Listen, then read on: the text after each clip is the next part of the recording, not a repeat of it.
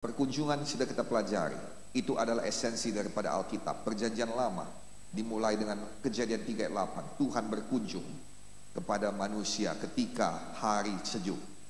Perjanjian baru justru lebih luar biasa. Dimulai daripada perkunjungan Yesus ke dunia ini jadi manusia.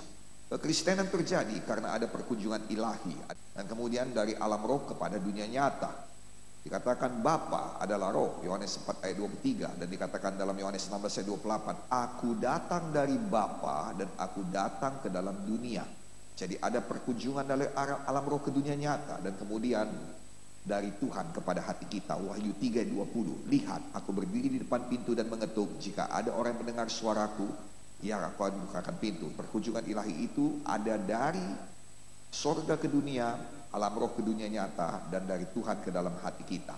Nah saudara, bukan hanya itu, Tuhan sendiri memerintahkan kita mengadakan kunjungan. Matius 25 ayat 35 sampai 36 dikatakan, ketika aku sakit, kamu melawat aku. Ketika aku dalam penjara, kamu mengunjungi aku. Dan ini adalah perintah Tuhan. Karena pada waktu itu Tuhan sedang membagi orang-orang yang ada di hadiratnya di sorga, sebelah kiri dan sebelah kanan. Di sebelah kanan Tuhan berkata, masuklah ke sorga, karena pada waktu aku sakit engkau mengunjungi aku, pada waktu aku di penjara engkau melawat aku. Sedangkan di kiri, pergilah ke neraka, karena pada waktu aku sakit engkau tidak mengunjungi aku, pada waktu aku di penjara engkau tidak melawat aku. Dan mereka dua-dua bertanya, kapan kau sakit Tuhan sehingga kami bisa melawat engkau? Kapan engkau di penjara sehingga kami bisa mengunjungi engkau? Dan Tuhan berkata, perbuatanmu kepada salah seorang yang paling hina ini, paling kecil ini, paling menjengkelkan ini, paling berdosa ini, paling tidak layak ini, itu adalah perbuatanmu kepada aku. Jadi Tuhan mengharuskan kita untuk mengunjungi, Tuhan mengharuskan kita untuk melawat. Yang setuju katakan amin. Mengunjungi dan melawat diambil dari bahasa Greka episkeptongai, untuk menjaga, untuk melihat keadaan seseorang, apa sih kurangnya, apa yang bisa kita bantu untuk menjaga, memelihara, membawakan berkat atau keuntungan padanya, untuk mencari dia sampai dapat dan menawarkan sesuatu kepadanya. Jadi saudara, cari sampai dapat. Jadi tidak ada lagi alasan perkunjungan yang gagal. Nggak ada, jadi rumah, pergi dia keluar kota dia. Kalau memang dia tidak ada, cari yang lain untuk dikunjungi. Haleluya saudaraku. Mulai hari ini tidak ada perkunjungan yang gagal. Yang setuju katakan amin yang keras. Baik, nah sekarang KBBI, Kamus Besar Bahasa Indonesia, menuliskan arti kata mengunjungi adalah mendatangi dan menjumpai secara langsung. Jadi tidak bisa melalui doa-doa saja. Doa, oh ku kunjungi dia melalui doa, oh Roh Kudus kunjungi dia, nggak bisa. Harus ditemui secara langsung. Jadi kalau namanya perkunjungan harus ada tindakan nyata untuk pergi. Sudah kau kunjungi? Sudah kau telepon Pak? Itu bukan jawaban. Kalau namanya dikunjungi harus datang. Nah perkunjungan bukan karena paksaan, bukan karena peraturan, tetapi ada kasih Tuhan yang menggerakkan hati saudara. Kisah 7 ayat 3 dikatakan timbullah keinginan dalam hatinya untuk mengunjungi saudara-saudaranya. Jadi ada keinginan dalam hati saudara, dan itu hatimu adalah punyamu. Engkau yang memerintah hatimu. Amin. Ada keinginan untuk membunuh di hati Esau. Itu datang dari dia. Itu sebabnya dikatakan Tuhan padanya, engkau harus berkuasa atas hatimu. Tapi Esau kalah. Nafsu yang berkuasa, dendam yang berkuasa. Dengarkan baik-baik. Kuasai hatimu. Punyai keinginan untuk menggenapkan firman Tuhan. Perkunjungan adalah esensi daripada kekristenan. Tidak ada kekristenan tanpa perkunjungan. Maka kita harus menjalankannya. Yang mengerti katakan haleluya. Perkunjungan adalah esensi daripada keluarga. Rumah tangga, rumah Tuhan ada karena perkunjungan. Amin saudaraku, kekristenan ada karena perkunjungan. Teknik pelaksana. Kepada siapakah kita melakukan perkunjungan? Nomor 1, kepada orang-orang yang belum diselamatkan. Engkau datang ke rumahnya membawa dia, mengunjungi dia, atau engkau datang di tengah jalan kepadanya. Engkau yang datang, jangan tunggu-tunggu dia datang ke gereja. Jangan tunggu-tunggu doakan saja. Tidak, engkau yang datang, anak kazo, pergilah ke jalan-jalan, pergilah ke lorong-lorong, pergilah kemana-mana, pergi ke sudut-sudut. Untuk apa? Bawa dia, rumahku harus penuh. Engkau yang datang. Melawat artinya pergi untuk mengunjungi. Betul atau tidak? Haleluya. Jadi saudara yang pergi, saudara yang pergi. Nah, saudara, kepada mereka yang belum diselamatkan, dan kemudian kepada mereka yang sudah selamat harus kita kunjungi lagi. 2 Korintus 8 ayat 6 dikatakan, ia mengunjungi kamu untuk menyelesaikan pelayanan kasih yang telah dimulainya. Jadi kita sudah mulai KKR, orang-orang sudah selamat, ada beberapa yang menerima kesembuhan. Kunjungi, selesaikan, jadikan dia murid, jadikan dia pemimpin baru, sama seperti engkau yang menjadi pemimpin. Yang setuju katakan haleluya. Nah, perkunjungan itu intinya adalah pada perjumpaan. Saya ulangi sekali lagi, inti daripada perkunjungan itu adalah jumpa. Semua berkata jumpa. Kalau nggak jumpa nggak bisa. Yesus sudah datang ke dunia ini, tapi ada banyak orang yang belum jumpa dengan Yesus. Maka perkunjungan Yesus ke dunia ini bagi orang-orang itu adalah sia-sia. Itu sebabnya kita adakan KKR. Supaya apa? Supaya mereka jumpa dengan Yesus. Sehingga dengan demikian perkunjungan Yesus 2000 tahun lalu ke dunia ini tidak sia-sia, karena dia bukan hanya berkunjung 2000 tahun, tetapi kemarin baru saja dia berkunjung di Pekanbaru juga. Masuk ke dalam hati kita, perkunjungan dari Tuhan ke dalam hati kita tadi nomor 3. Betul saudaraku? Haleluya. Haleluya. Nah, kemudian di situ dikatakan saudara, perkunjungan bukan hanya sekali saja. 2 Korintus 1 ayat 15. Ini aku berencanakan untuk mengunjungi kamu supaya kamu boleh menerima kasih karunia untuk kedua kalinya. Jadi bukan hanya sekali saja, beberapa kali, lagi dan lagi. Semua berkata lagi dan lagi. Sampai kapan? Sampai orang itu teguh, sampai orang itu kuat, sampai sakitnya sembuh, sampai kebutuhannya terpenuhi. Kenapa? Karena perkunjungan tadi adalah untuk melihat keadaannya. Apakah dia kurang, apakah dia sakit, apakah dia miskin. Untuk membawakan benefit, untuk membawa keuntungan. Kunjungi terus sampai dia masuk training Eagle Class, sampai dia jadi pemimpin kelompok sel. Kunjungi, punyai persahabatan. Kunjungi intinya adalah perjumpaan, tetapi juga dia mempunyai satu tujuan, yaitu membangun hubungan. Haleluya. Perkunjungan adalah membangun hubungan. Yang setuju katakan amin. Jadi tidak ada perkunjungan yang adalah tugas gereja, bukan. Bangun hubungan. Bangun hubungan. Goyang kiri kanan saudara, katakan bangun hubungan. Ibrani 13 ayat 23 dikatakan, saudara ketahuilah bahwa Timotius saudara kita telah berangkat. Sesudah ia datang, aku akan mengunjungi kamu bersama-sama dengan dia. Jadi saudara kasih dalam nama Yesus dikatakan ada 2. Kenapa? Karena saling meneguhkan dan ada saksi di situ. Ya, sukacita katakan amin. Mengapa perkunjungan diperlukan? Nomor 1 tadi sudah dikatakan, apa yang sudah kita mulai pelayanan, mari kita selesaikan. Ya, dikatakan dalam 2 Korintus 8 ayat 6. Jadi tidak boleh ditinggalkan setengah jalan. Tidak boleh ditinggalkan tanpa arahan. Udah datang dia KKR, sudah terima Yesus dia. Nggak bisa, kunjungi lagi. Jadikan dia pemimpin kelompok sel. Nah, Bapak Ibu Saudara-saudari, saya berdoa dan saya berharap sungguh-sungguh kita berdoa supaya ada ibadah yang ditambah. Nah, satu lagi saya mau berkata kepada saudara, memang kalau rame ini enak. Tetapi kalau boleh saya katakan, semua tempat ibadah kita yang sudah 80% penuh harus segera digandakan. Kenapa? Karena dalam pertumbuhan gereja dimanapun, kalau saudara pun, seperti contoh, kalau tidak ada kebutuhan yang sangat penting, atau kalau tidak ada kerinduan yang sangat penting, banyak di antara saudara yang gak akan mau pergi ke mall pada hari Sabtu. Kenapa? Mallnya penuh banget. Tempat parkir aja susah, betul atau tidak? Demikian juga dengan gereja. Memang di GKI itu aku diberkati loh. Tapi kalau kita datang penuh, gak ada lagi tempat parkir pun. Tempat duduk pun gak ada. Jadi harus 80% maksimum. Sehingga setiap yang datang pasti dapat tempat duduk. Yang mengerti katakan amin.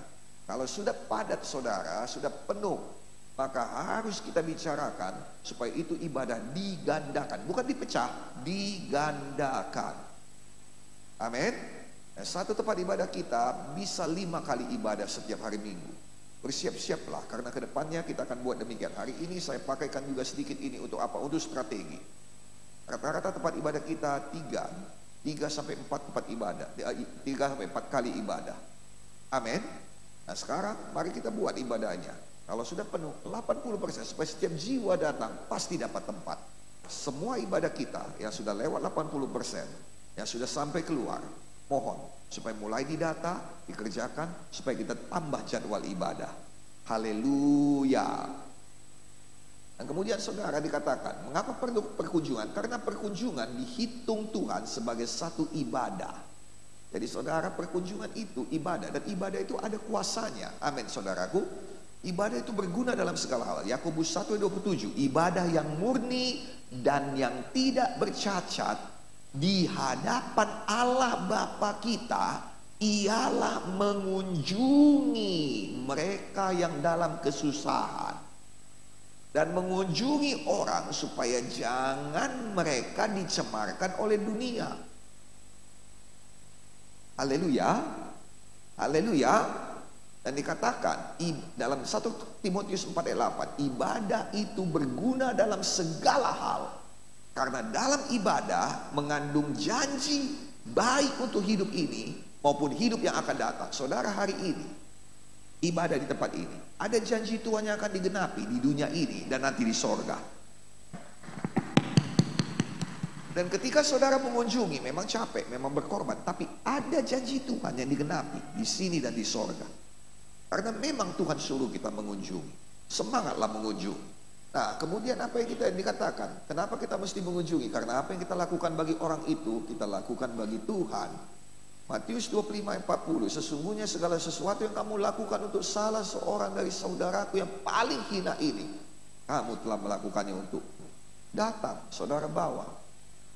Sayang, satu pengorbanan yang sangat boleh dikatakan tanda kutip murah dibanding Tuhan yang datang mati di kayu salib bagi kita. Apa sih susahnya datang? Capek memang, bengkak memang kaki, capek tubuh ini, tapi itu ibadah yang sejati, mengandung janji baik di dunia maupun di kekekalan. Amin. Dan Tuhan mengatakannya, kau lakukan untukku. Mari lakukan, sukacita kita melakukannya. Diberkati kita setiap kali mengunjungi. Amin. Yang sukacita katakan haleluya. Nah, siapa yang harus mengunjungi? Sebelum saudara mengunjungi, pastikan saudara diurapi. Karena tadi dikatakan melawat dalam penjara. Karena hanya bisa orang yang diurapi yang bisa membebaskan orang-orang tawanan. Lukas 4:18-19 dikatakan, pembebasan bagi orang-orang tawanan. Roh Tuhan ada pada aku sebab ia mengurapi aku untuk memberitakan pembebasan bagi orang-orang tawanan. Membebaskan orang-orang yang tertindas. Jadi saudara, tadi dikatakan ketika aku dalam penjara, engkau melawat aku. Perlu kita diurapi. Maka saya berdoa dalam nama Yesus, diurapilah bahkan lebih lagi. Diurapilah bahkan lebih lagi. Lebih lagi. Amin saudara. Boleh kita berikan tepuk tangan bagi Tuhan Yesus. Mengapa kita mengunjungi? Karena itu mengandung masa depan. Dengarkan baik-baik. Lukas 1:39-41. Beberapa waktu kemudian berangkatlah Maria yang sedang mengandung Yesus, langsung berjalan ke pegunungan menuju sebuah kota di Yehuda. Dan di situ ia masuk ke rumah Zakaria dan memberi salam kepada istrinya Elisabet yang sedang mengandung juga. Dan ketika Elisabet mendengar salam dari Maria ibu Yesus, melonjaklah anak di dalam rahimnya. Dan Elisabet pun penuh Roh Kudus. Yang orang yang kau kirim itu sayang, dia punya sesuatu yang dikandung. Ada di antara mereka yang mungkin akan menjadi hamba Tuhan. Ada di antara mereka yang akan mempersiapkan jalan bagi Tuhan. Mungkin jadi pengusaha yang akan membangun gereja. Kita nggak tahu. Atau mungkin mereka akan melahirkan anak-anak yang luar biasa membantu gereja pada akhir zaman. Nggak ngerti kita. Atau mungkin di antara mereka ada mungkin yang jadi orang tinggi dalam pemerintahan. Atau mungkin ada orang yang pokoknya kita nggak tahu. Mereka semua mengandung. Yang mengerti katakan amin. Yang mengerti katakan amin. Dan engkau pun yang datang kepada mereka, engkau pun mengandung. Yang kau kandung itu adalah keselamatan mereka. Betul atau tidak? Dan ketika saudara datang, dikatakan ada satu penyatuan yang indah. Dan pada akhirnya, yang dikandung mereka adalah yang membuka jalan bagi apa yang kau kandung. Dengarkan baik-baik, saya percaya semua di sini bukan hanya mengandung keselamatan, tapi saudara juga mengandung kerinduan. Yang punya kerinduan angkat tangannya tinggi-tinggi. Haleluya. Engkau mengandung kerinduan. ada yang rindu diberkati, ada yang rindu menikah. Betul atau tidak? Betul atau tidak? Selain daripada engkau mengandung keselamatan, karena Alkitab berkata, engkau yang sudah diselamatkan, apa yang kau punya, apa yang diberikan gratis padamu, berikan pada orang lain gratis. Artinya, ketika saudara diselamatkan, engkau bermuatan mengandung keselamatan yang harus dibagikan pada orang lain. Betul? Sama seperti Maria yang mengandung juru selamat, keselamatan. Tapi dia datang kepada ibu Yohanes Pembaptis. Nah, pada akhirnya Yohanes Pembaptis menjadi pembuka jalan bagi Yesus yang dikandung oleh Maria. Mengertikah saudara maksudnya ini? Selain daripada keselamatan yang kau kandung, kau pasti punya mengandung Tuhan. Kalau bisa berubahlah hidupku, berubahlah nasibku. Janganlah berjuang kali aku di dunia ini untuk uang. Bernafaslah aku sedikit tentang uang ini ya Tuhan. Pergilah mengunjungi. Tuhan, udah kepala 3 aku Tuhan, kepala 3 besar pula aku Tuhan, dan belum ada jodohku. Pergilah mengunjungi. Kenapa? Karena mereka juga mengandung. Dan satu hari kau akan lihat yang mereka kandung akan membuka jalan bagi apapun yang kau kandung. Come on. Haleluya. Apa yang mereka kandung, ada maksud Tuhan di situ, ada masa depan di situ, ada kebesaran Tuhan di situ. Dan engkau datang mengunjungi, supaya apa? Supaya mereka dipenuhkan Roh Kudus. Itu yang penting, karena Roh Kudus yang bisa melakukan itu. Perkunjungan sangat penting, karena engkau membawa kepenuhan Roh Kudus bagi orang-orang yang kau kunjungi. Apa yang kita bawa saat membawa perkunjungan? Nomor 1, membawa Tuhan Yesus. Lukas 1 ayat 43. Elisabet berkata kepada Maria, siapakah aku ini sampai ibu Tuhanku datang mengunjungi aku? Yang dibawa selalu Tuhan Yesus. Perkunjungan bukan selalu tentang diri kita, bukan selalu tentang kesaksian kita, bukan selalu oh ini tugasku, tanggung jawabku, disuruh Bapak Gembala mengunjungi, harus kuselesaikan. Bukan selalu itu. Bukan tentang pelayanan, ya gimana lah kalau di GKI pelayanan kami memenangkan jiwa dan mengunjungi jiwa. Bukan tentang itu, tapi Yesus, bawa Roh Kudus. Haleluya saudaraku. Haleluya saudaraku. Nah saudara kasih dalam nama Yesus. Bawa Yesus. Mengapa kita harus mengunjungi? Karena kalau Tuhan mau datang, maka sesungguhnya dia akan mengutus seseorang terlebih dahulu. Lukas 10 ayat 1 dikatakan, ketika Tuhan mau datang ke satu kota, dia menunjuk 70 murid yang lain dan mengutus mereka berdua-dua mendahului dia ke setiap kota dan tempat yang hendak dikunjunginya. Itu sebabnya ketika dia lahir ke dunia ini, dia mengutus Yohanes Pembaptis. Selalu ada orang yang menjadi pembuka jalan bagi Yesus. Dan kalau kita mau keluarga kita diselamatkan, bertemu dengan Yesus, kawan kita, teman kita, kita bukan hanya mengunjungi dia, tapi kita harus mengunjungi dia. Jadilah orang yang membuka jalan bagi Tuhan. Amin. Setiap kali Tuhan mau datang, harus ada pembuka jalan baginya. Markus 1 ayat 2. Tertulis sebagai hukum dalam kitab Nabi Yesaya, lihat aku menyuruh utusanku mendahului aku. Dia mempersiapkan jalan bagiku. Amin saudaraku. Jadi perkunjungan membuka jalan bagi Tuhan. Dalam skala besar saudara lihat, Tuhan utus Will Graham, cucu daripada Billy Graham, datang ke kota Medan untuk melawat kota kita. Dalam skala kecil, Tuhan utus saya ke Pekanbaru. Tuhan utus saudara ke rumah orang lain. Tapi sifatnya tetap sama, yaitu untuk memenangkan jiwa-jiwa, supaya jiwa itu dilawat Tuhan. Haleluya. Haleluya. Nah saudara, maukah saudara digenapi Tuhan janji? Maka saudara harus menerima perkunjungan Tuhan. Balik lagi, kalau saudara punya kerinduan, maka kita harus membuka jalan supaya Tuhan berkunjung. Setiap kali Tuhan berkunjung, ada pengharapan janji. Kisah 18 ayat 14. Adakah sesuatu yang mustahil bagi Tuhan? Pada waktu yang ditetapkan itu, tahun depan, aku akan datang lagi mendapatkan engkau. Pada waktu itu, Sarah mempunyai seorang anak laki-laki. Lama di tubuh Abraham, dan Tuhan datang mengunjungi, lalu kemudian mengunjungi lagi. Yang mengerti katakan amin, supaya janji itu digenapi. Kalau kita mau janji Tuhan digenapi dalam hidup kita, dalam hidup keluarga kita, dalam hidup teman-teman kita, kunjungi, buka jalan bagi Tuhan, buka jalan bagi Tuhan. Nah, saya percaya Kalau semakin banyak kita mengunjungi, semakin banyak janji Tuhan yang digenapi dalam hidup kita. Boleh kita berikan tepuk tangan bagi Tuhan Yesus. Tuhan mau mengunjungi lagi dan lagi dan lagi. Itu sebabnya kita harus menjadi pembuka jalan baginya dengan mengunjungi jiwa-jiwa. Lukas 1 ayat 78. Oleh rahmat dan belas kasihan daripada Allah kita, dengan mana Ia akan melawat kita, sambungannya, surga pagi dari tempat yang tinggi. Maaf, surya pagi dari tempat yang tinggi. Surya selalu datang tiap pagi, tiap hari dia mengunjungi kita. Saya belum pernah menemukan surya malas mengunjungi kita pada hari Selasa. Gelap terus hari Selasa sampai jam 12 masih gelap. Enggak, selalu datang mengunjungi. Yang mengerti katakan amin. Tuhan selalu mengunjungi. Artinya Tuhan selalu mau mengunjungi. Artinya kita juga harus selalu mengunjungi. Yang setuju katakan amin. Nomor 1, bawa Tuhan. Nomor 2, bawa Roh Kudus. Tadi sudah diterangkan. Ketika Maria menyapa Elizabeth, maka penuhlah dia dengan Roh Kudus.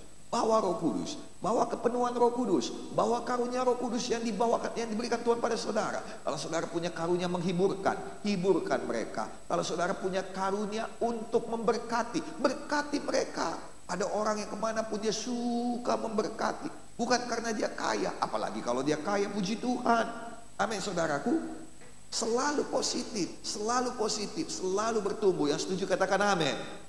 Dan saudara kasih dalam nama Yesus, bawakan Roh Kudus, bawakan karunia Roh Kudus, bawakan buah-buah Roh Kudus. Yang setuju katakan amin. Nomor 3, bawakan apa? Bawakan kabar baik. Bawa Yesus juga berarti bawa kabar baik. Ketika murid-murid Yohanes bertanya, betullah kau Mesias? Betulkah kau Yesus? Lalu Yesus menjawab, dia tidak berkata, aku Mesias, aku Yesus. Dia katakan, orang buta melihat, orang lumpuh berjalan, orang kusta jadi tahir, orang tuli mendengar, orang mati dibangkitkan, dan kepada orang miskin diberitakan kabar baik. Bawakan kabar baik, bawakan kabar baik. Bawakan Yesus, bawakan Roh Kudus, bawakan kabar baik. Haleluya. Kemudian apalagi dibawa? Mengapa perlu bawa kabar baik? Karena kabar baik itu menyegarkan. Jangan bawakan kabar yang aneh. Haleluya. Nah saudara bawakan kabar baik. Jangan saudara datang-datang bawakan kabar yang bawakan kabar baik. Amsal 15:30 berkata, mata yang bersinar-sinar menyukakan hati, dan kabar baik menyegarkan tulang. Jadilah orang-orang yang selalu menyegarkan. Amin. Kita berikan tepuk tangan bagi Tuhan Yesus. Bawakan apa lagi? Bawakan firman Tuhan. Ya, Yohanes 1 ayat 1, firman itu adalah Allah. Jadi bawakan firman Tuhan. Bawa kabar baik, engkau akan jadi jawaban doa. Bawa kabar baik, engkau akan jadi jawaban doa. Jangan sakit hati kalau ditolak. Mungkin bukan jawaban doa dia, tapi ada orang lain. Engkau adalah jawaban doa. Apalagi yang dibawa? Firman mengenai pengajaran akan kerajaan sorga. Beritahu kepada mereka, kita ini dari sorga, dan kita membangun kerajaan sorga. Kisah Rasul 19 ayat 8. Selama 3 bulan Paulus mengunjungi dan mengajar dengan berani. Dengan pemberitaan ia meyakinkan mereka tentang kerajaan Allah. Amin. Apalagi yang dibawa? Bawa berkat. Mau berkat rohani boleh, mau berkat badani boleh. Jangan semuanya selalu berkat rohani aja. Aku datang bawa berkat rohani, aku datang bawa berkat rohani, aku datang bawa berkat rohani. Gak apa-apa bawa berkat badani sekali-sekali. Haleluya. Haleluya. Jangan mengunjungi untuk makan siang gratis dalam nama Yesus. Bukan itu tujuan kita. Haleluya. Amin saudaraku. Ya, Roma 15 ayat 29. Dan aku tahu bahwa jika aku datang mengunjungi kamu, maka aku akan melakukannya. Aku akan mengunjungi kamu dengan penuh berkat Kristus. Bawa sesuatu, jangan cuma muncul, tada, tada. Lalu tempat pertama yang dituju langsung dapur. Masa apa Inang? Mantai, tolonglah. Bawa berkat. Berkat apa? Berkat kesaksian, berkat badania. Nah, saudara kasih dalam nama Yesus. Berkat, kayak saya katakan tadi, makanan bawa, pemberian, bawa sesuatu pemberian, cari tahu apa yang dia suka. Amin. Amin. Nah, apa mau saya katakan pada saudara? Itu sangat melegakan hati. Pemberian itu dikatakan gini ya, hadiah meredakan kegeraman, pemberian memadamkan amarah. Amsal mengatakannya, amin, amin. Pemberian itu dikatakan Amsal yang lain lagi, membuka jalan. Jadi tolong jangan ngambil, suka memberi. Sayang, pemberian itu membuka jalan. Makanya jangan kemana-mana kita pikir untung aja. Amin. Kita menabur pada banyak hamba Tuhan yang besar. Percayalah. Haleluya. Haleluya. Kita mau memberi. Beri. Oh, yang kiri kanan saudara katakan suka memberi. Amin. Pemberian membuka jalan, menjembatani hubungan. Tadi, maaf sedikit lagi. Tadi dikatakan perkunjungan itu adalah untuk membangun hubungan. Pemberian menjembatani hubungan. Nah, salah satu yang dijembatani hubungan adalah karena pemberian. Nomor satu, pemberian Tuhan Bapa Surgawi Yesus Kristus pada kita. Karena begitu besar kasih Allah, maka dikaruniakannya anaknya yang tunggal, Yesus Kristus, menjembatani hubungan dengan kita. Dan dikatakan juga saudara pada kita, kalau kau mau datang pada Tuhan, jangan datang dengan tangan hampa. Bukan kita mengambil berkat ketika kita mengunjungi. 2 Korintus 12 ayat 14. Sesungguhnya sekarang sudah untuk ketiga kalinya aku siap mengunjungi kamu, dan aku tidak akan merupakan satu beban bagimu, sebab bukan hartamu yang kucari, melainkan kamu sendiri. Bukan anak-anak yang harus mengumpulkan harta untuk orang tuanya, melainkan orang tua untuk anak-anaknya. Mari kita semuanya suka memberi. Itu intinya, suka memberi. Amin. Apalagi yang kita bawa, tadi membawa berkat, sekarang bawa kasih karunia. 2 Korintus 1 ayat 15. Berdasarkan keyakinan ini, aku mau mengunjungi kamu supaya kamu boleh menerima kasih karunia. Apa yang harus dipersiapkan pada waktu perkunjungan? Nomor 1, doa. Roma 1 ayat 10. Aku berdoa supaya dengan kehendak Allah aku beroleh kesempatan mengunjungi kamu. Berdoa supaya ada kesempatan. Berdoa supaya jangan ada halangan. Karena dalam Roma 15 ayat 22 dikatakan, itu sebabnya aku selalu terhalang mengunjungi kamu. Jadi doa supaya perkunjunganmu berhasil. Mulai hari ini semuanya tidak ada yang gagal mengunjungi. Dan akan kita lanjutkan lagi pada waktu dan hari yang baik. Tapi adakah saudara mendapatkan kebenaran firman Tuhan hari ini? Haleluya. Kita berikan dulu tepuk tangan bagi Tuhan Yesus. Okay, God bless you all. Let us all stand together. Let us all stand on our feet, please. May God bless you all. Hallelujah.